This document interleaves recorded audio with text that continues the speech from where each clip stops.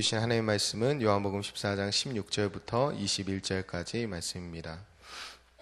신약성경 요한복음 14장 16절부터 21절까지 말씀입니다. 우리 말씀을 읽으시는데요. 15절부터 읽겠습니다. 15절부터 21절까지 우리 하나님을 경외하는 마음으로 한 목소리로 함께 같이 읽겠습니다. 너희가 나를 사랑하면 나의 계명을 지키리라.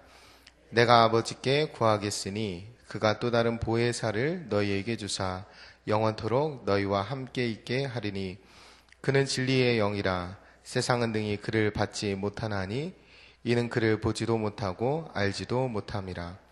그러나 너희는 그를 아나니 그는 너희와 함께 거하시며 또 너희 속에 계시겠음이라. 내가 너희를 고아와 같이 버려두지 아니하고 너희에게로 오리라. 조금 있으면 세상은 다시 나를 보지 못할 것이로되 너희는 나를 보리니 이는 내가 살아있고 너희도 살아있겠음이라.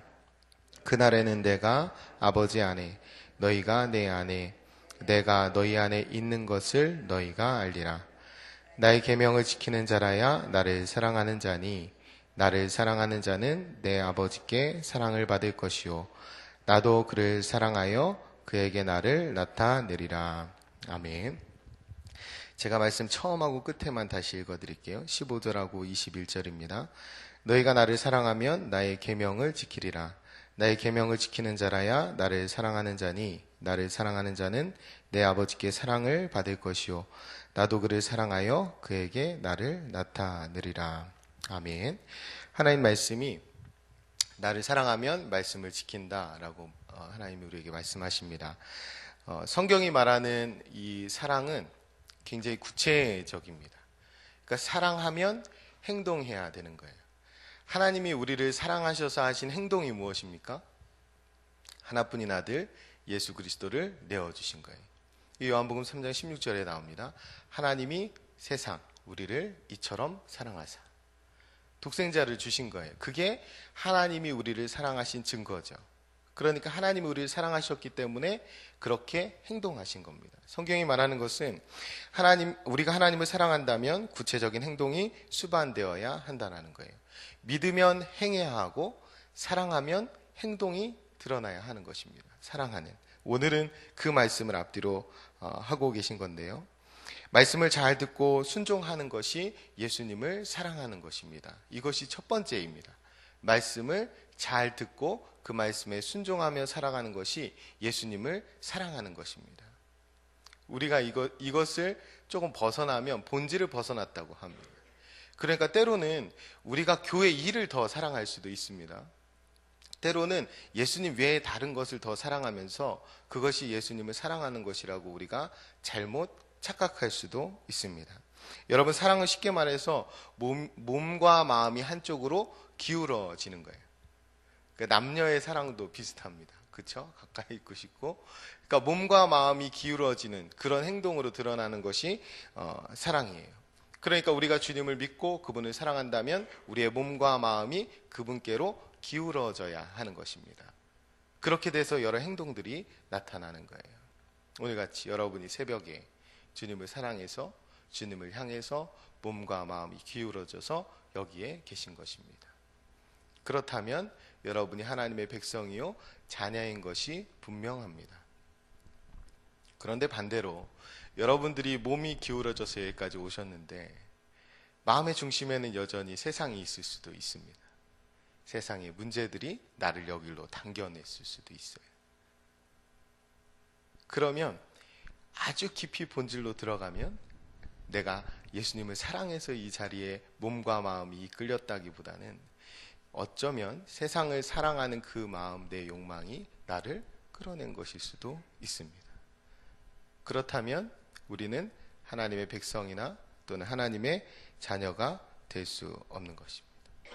우리가 오늘 새벽에 기도하는 자리에 있어서 먼저 점검할 것은 우리의 중심에 세상의 것들이 우리의 중심을 사로잡고 있지는 않은지, 하나님이 무릇 지킬 만한 모든 것보다 내 마음을 지키라고 하셨어요. 여기서 이 마음이 생명의 근원이라고 하셨습니다. 그러니까 그 마음 중심에 예수님이 계시고 내가 그 예수님을 사랑하는 마음으로 이끌려 이 자리에 왔는지를 우리가 먼저 점검할 수 있어야 합니다. 주님을 사랑한다면 주님의 계명을 지켜야 하고, 주님을 믿는다면 주님의 말씀대로 살아야 하는 것이 당연한 거예요. 이게 제가 두 번 읽어드린 15절하고 21절이 우리에게 말씀하는 것입니다. 여러분, 이게 너무나 당연한 이야기인데, 당연한 이야기 같지 않은 것은 우리가 그만큼 말씀대로 살고 있지 않기 때문에 그렇습니다. 여러분, 말씀대로 사는 사람들이 있는 곳은 그곳이 허허벌판이라도 교회가 됩니다. 그런데 말씀대로 살지 않는 사람들이 아무리 많이 모여 있어도, 혹은 아무리 화려하고 멋진 예배당을 갖추고 있어도 그곳은 교회가 아닙니다. 그래서 우리가 말씀을 지키지 않는 교회를 향해서 거기는 교회가 아니야 라고 이야기합니다. 우리가 예수님을 믿는다 하고 그분을 사랑한다 하지만 세상 가운데 우리가 말씀을 지키지 않으면 세상 사람들이 우리를 향해서 이렇게 얘기합니다. 에이, 저 사람은 그리스도인 아니야. 그러니까 우리에게 가장 중요한 것은 말씀을 지키는 것입니다.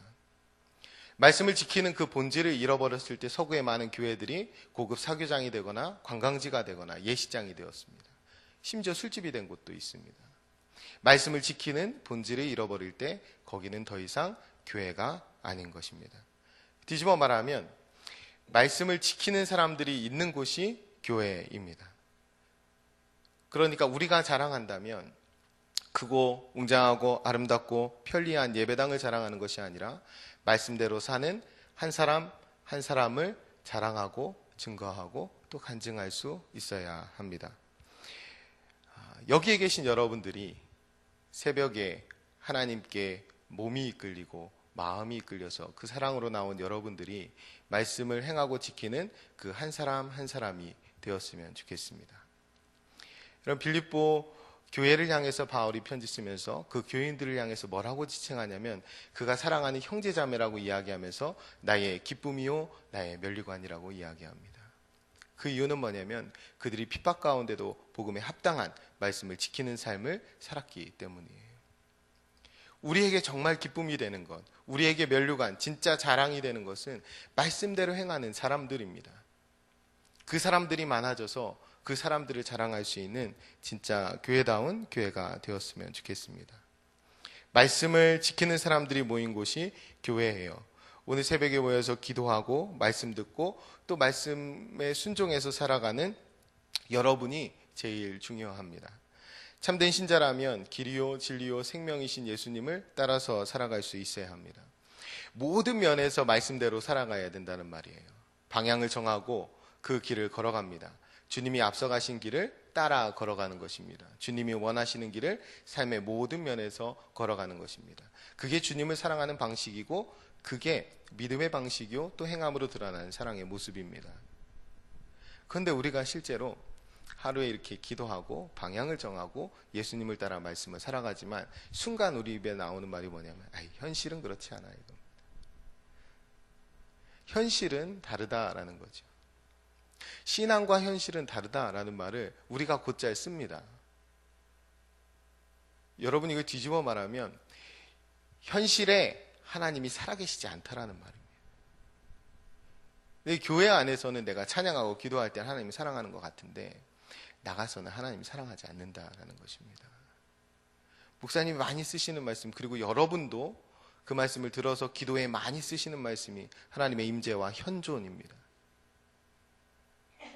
현실은 다르지 라고 하는 것은 스스로가 현존하지 않는 하나님을 증거하는 것입니다. 우리가 하나님과 동행하면서 현실에서 그 하나님을 사랑하면서 살아갈 때에 변화가 있는 것입니다. 내 안의 변화뿐만 아니라 내 주변에 있는 사람들을 변화시킬 수 있는 거예요. 그럴 때 교회가 새로워지는 것입니다.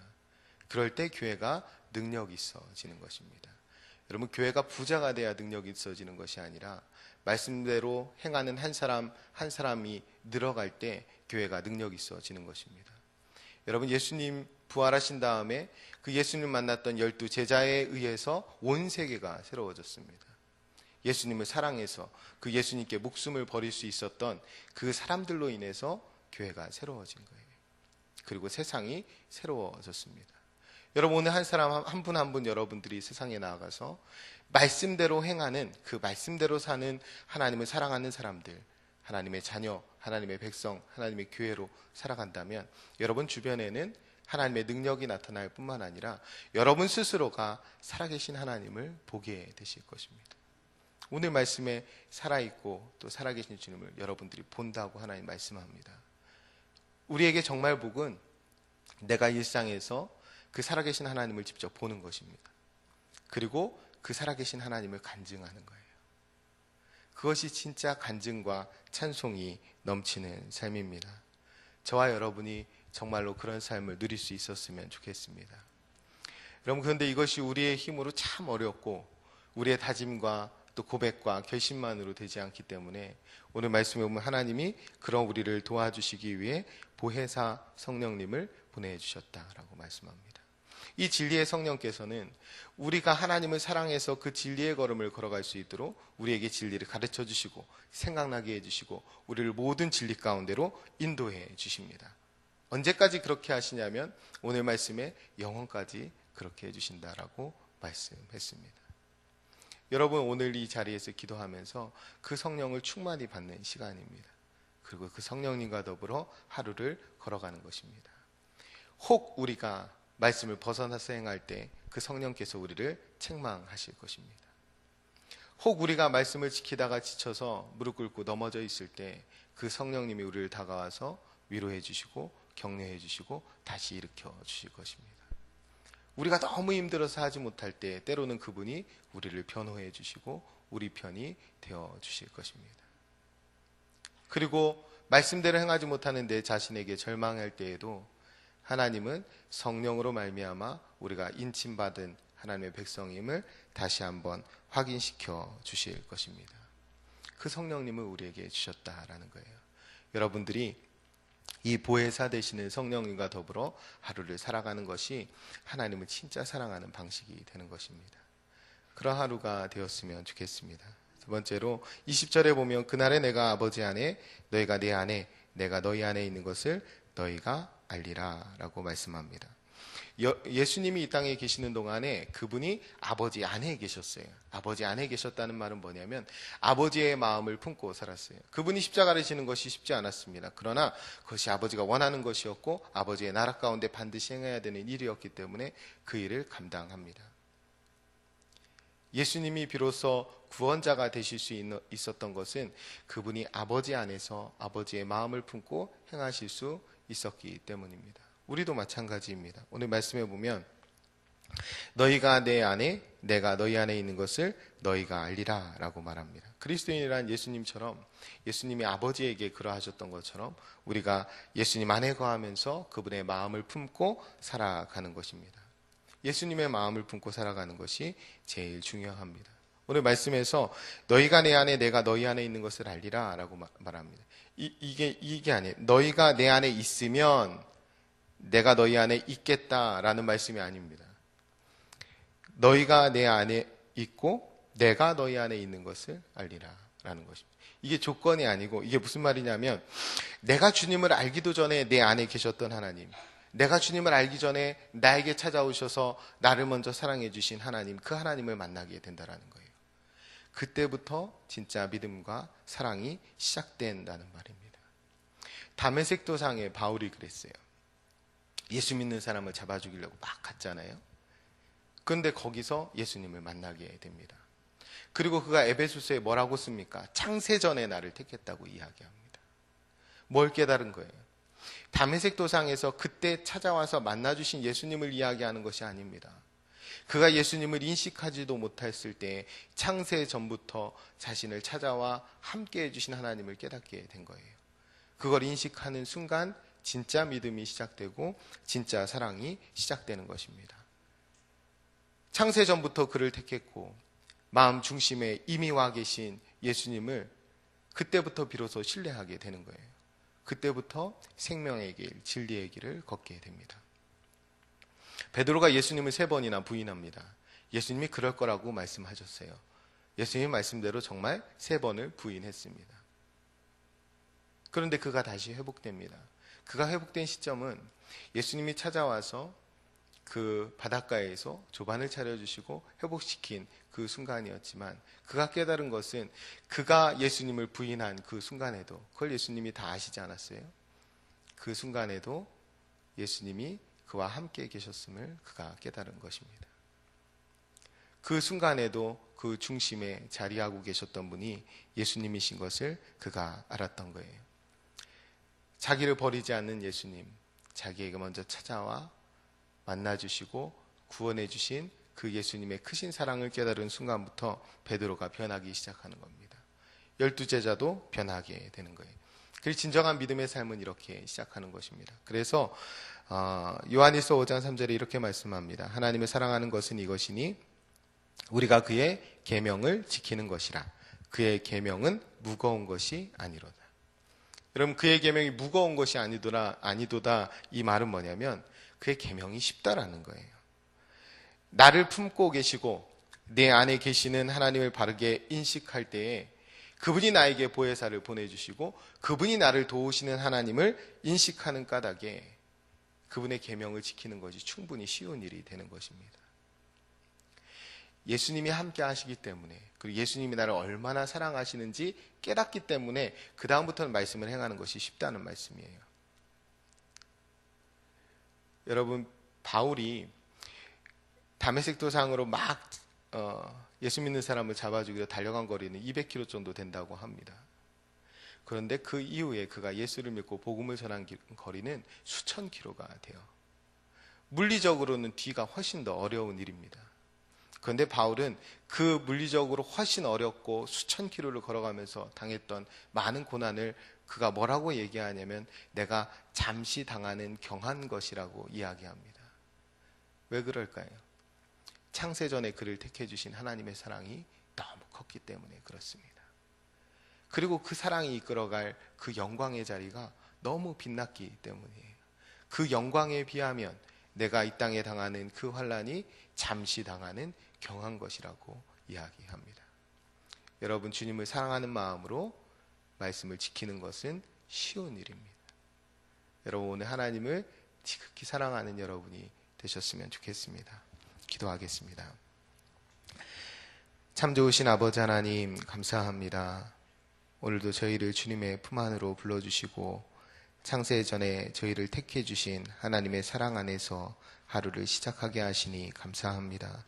주님을 향한 저희의 사랑이 말씀을 행하는 것으로 드러나야 함을 이 시간에 깨닫게 해주시니 감사합니다. 저희의 사랑이 행함으로 진실하게 드러나는 한 날로 인도해 주옵소서.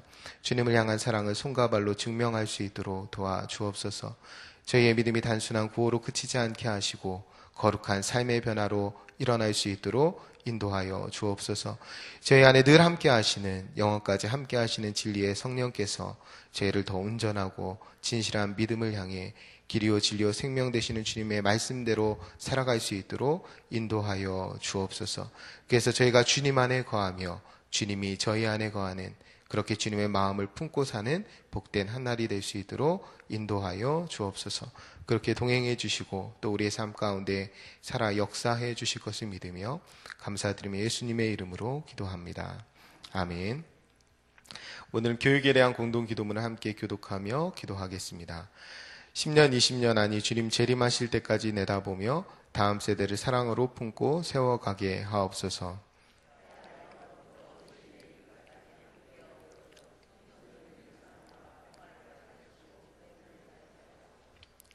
사무엘 요셉 다윗 부서를 크게 축복하옵소서. 청년부 싱크를 특별히 힘차게 하옵소서. 다음 세대를 아끼며 기도와 섬김으로 길러내게 하옵소서. 교회와 사회의 미래를 말씀으로 열어가게 하옵소서. 아멘. 함께 주기도문 하시겠습니다. 하늘에 계신 우리 아버지, 아버지의 이름을 거룩하게 하시며 아버지의 나라가 오게 하시며 아버지의 뜻이 하늘에서와 같이 땅에서도 이루어지게 하소서. 오늘 우리에게 일용할 양식을 주시고 우리가 우리에게 잘못한 사람을 용서하여 준 것 같이 우리 죄를 용서하여 주시고 우리를 시험에 빠지지 않게 하시고 악에서 구하소서. 나라와 권능과 영광이 영원히 아버지의 것입니다. 아멘. 시간 다음과 같은 기도의 제목으로 기도드리겠습니다. 지금 들은 말씀이 내 삶으로 이어지게 하옵소서. 주의 선포된 말씀대로 구원의 감격으로 살아가는 한 주간 되게 하옵소서. 우리 교회 영적 리더들이 예수님의 마음을 품고 주님의 몸된 교회를 잘 섬기게 하옵소서. 금세 한가를 통해 받은 은혜대로 살아가는 한 주간 되게 하옵소서. 시애틀 로고스 라이프 교회를 선교 지향적인 건강한 교회로 세워 주옵소서. 북미 미션 텐트 사역을 성령께서 이끌어 주옵소서. 오늘부터 수능 기도회가 시작하는데요. 수능 및 취업, 승진, 각종 시험을 준비하는 자녀들에게 지혜와 명철을 더하여 주시도록, 그리고 오늘 기도해야 될 이름들이 있습니다. 우리가 사랑하는 마음으로 이들을 위해서 함께 기도했으면 좋겠습니다. 공도 기도분의 기도 제목과 여러분 각자의 기도의 제목에 따라 기도하시다가 삶의 자리로 나아가시겠습니다. 기도합니다. 참 좋으신 아버지 하나님, 감사합니다. 하나님, 이 시간에 드린 하나님의 귀한 말씀이 저희의 삶의 결단으로 이어지게 하시고 삶에 반드시 해방으로 나타날 수 있도록 인도하여 주옵소서. 주님을 사랑하는 길이, 주님을 믿는 길이, 주님을 사랑하는 길이, 말씀을 행하는 길임을 아버지 이 아침에 깨닫게 하시니 감사합니다. 창세전에 하나님 나를 택하사 구원해 주셨고 하나님의 아들 예수 그리스도를 영주신 그 놀라운 사랑을 다시 한번 깨달아 그 사랑을 힘입어 오늘도 삶 가운데 승리하는